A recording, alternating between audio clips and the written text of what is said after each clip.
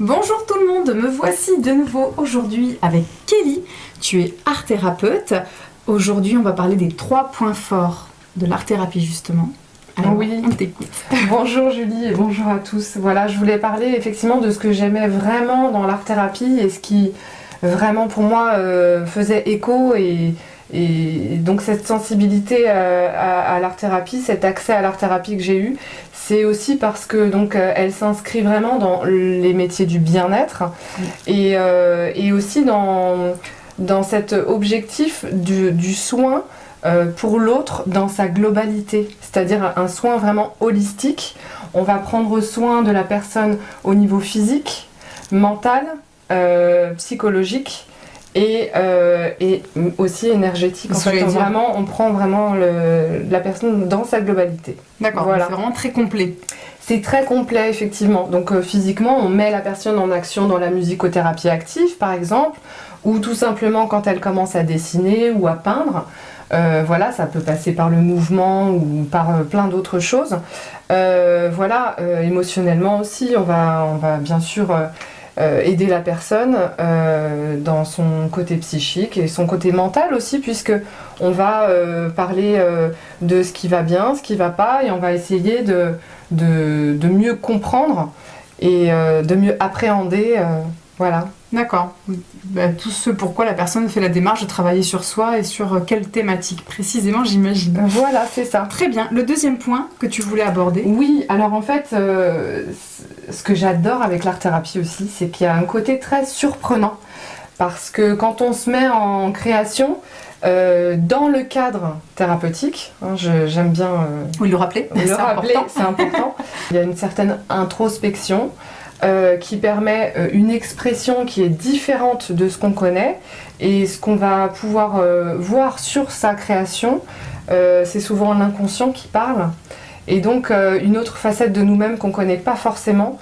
Et c'est vraiment très très surprenant et intéressant en fait. J'imagine bien, parce que quand on crée quelque chose, on ne sait pas forcément vers quoi on va, donc on ne peut que être surpris et en effet se dire mais c'est moi qui ai fait ça, c'est voilà. Cette symbolique-là, mais ça c'est mon enfant intérieur, ou ma tristesse, ou ma joie de vivre, elle est vraiment plus importante que ce que j'imaginais. Enfin, oui. Après les interprétations, j'imagine qu'elles sont libres à la personne qui crée, c'est ça ? Oui, voilà, c'est ça. L'art thérapeute ne va pas interpréter.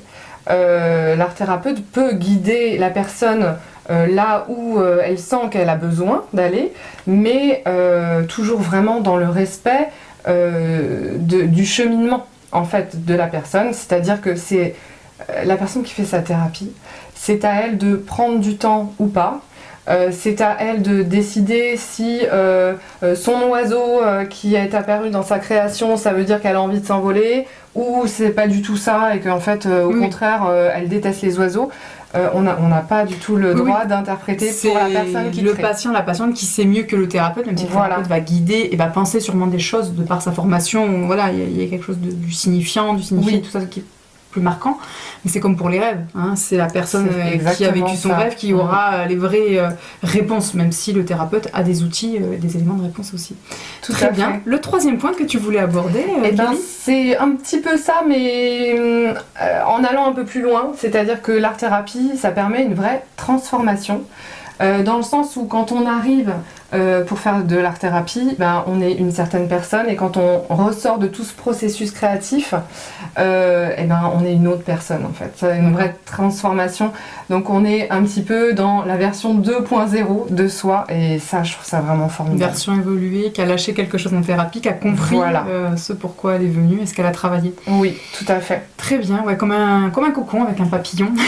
Exactement, oui. C'est un peu ça dans toutes les actions thérapeutiques qu'on va mettre en place. Ça, en effet, on n'est plus pareil après. Oui, et pour finir, Julie, je voulais aussi parler du fait que l'art-thérapie, c'est vraiment un formidable outil lorsque la personne n'arrive vraiment pas à parler, en fait, à passer par la parole. En art-thérapie, il y a des retours qui peuvent être faits après la création. Souvent, on demande mais comment vous vous sentez, qu'est-ce qui s'est passé en vous, etc. Mais c'est une étape qui n'est pas une obligation. C'est-à-dire que quand on va voir un art thérapeute et qu'on a besoin d'exprimer quelque chose, des fois, c'est pas des mots qui sortent. C'est simplement, je sais pas, un gribouillis, un dessin qui va exprimer quelque chose pour la personne. Et déjà de le poser sur du papier. Oui, ça s'extériorise. Ou puis, de l'extérioriser avec un tambour. Exactement. Voilà, on peut faire un dialogue. On peut faire un dialogue. Ou avec un écrit, effectivement. Ou même avec un collage, un modelage. Voilà, quelque chose qui s'exprime autrement.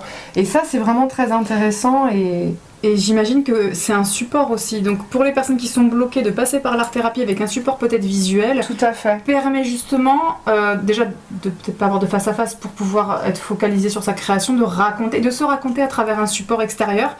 J'imagine que pour les personnes qui sont le plus en difficulté avec un face à face et réfléchir sur soi, c'est le meilleur des moyens de pouvoir faire sortir quelque chose qui reste bloqué, quoi. Et d'émerger en parole plus facile. Effectivement, ça permet de lever pas mal de blocages. D'accord, voilà. Bon bah, vive l'art-thérapie. Très très bien. Merci beaucoup Kelly pour cet éclairage très intéressant. Merci à vous de nous avoir écoutés et puis on vous dit à très vite. À très vite, au revoir.